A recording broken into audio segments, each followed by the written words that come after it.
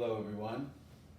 I'm here to give a speech about one of my favorite places and what I learned from St. Pete College Library about Central Park. So when I was a little boy, we would go on the train, my grandmother and my mom would pack up my two brothers and we would go every winter time, and we'd go down to Grand Central and jump in a taxi and shoot direct to Central Park. And I always remember, it was always very cold. But once you got into the park, it would be warmer because you wouldn't get that wind effect because most of the walkways are below grade. And as a boy, I was always, didn't understand why.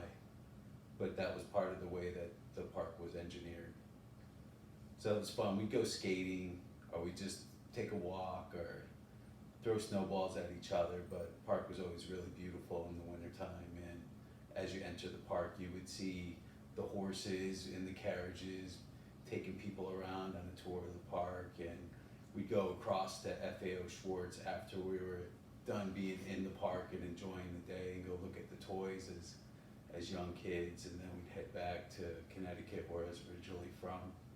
So that was always fun. So Central Park always had, a special place in my heart. But I never knew anything really about the park and when it was put in and why did they put it there. But now I'll share what I learned from the college library about Central Park.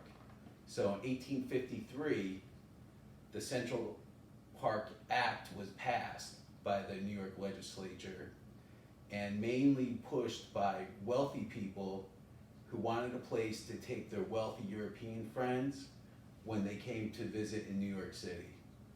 And there was a big push that the park would make New York a more civilized place, and actually have noticed that myself by spending some time at the park. Very relaxing, and when you go back into the hustle bustle of the city, really different kind of aura, and you're in a very different persona than just the rush. So that was a great idea. In 1858, they awarded the Central Park project to Frederick Olmsted and Calvert Vaux.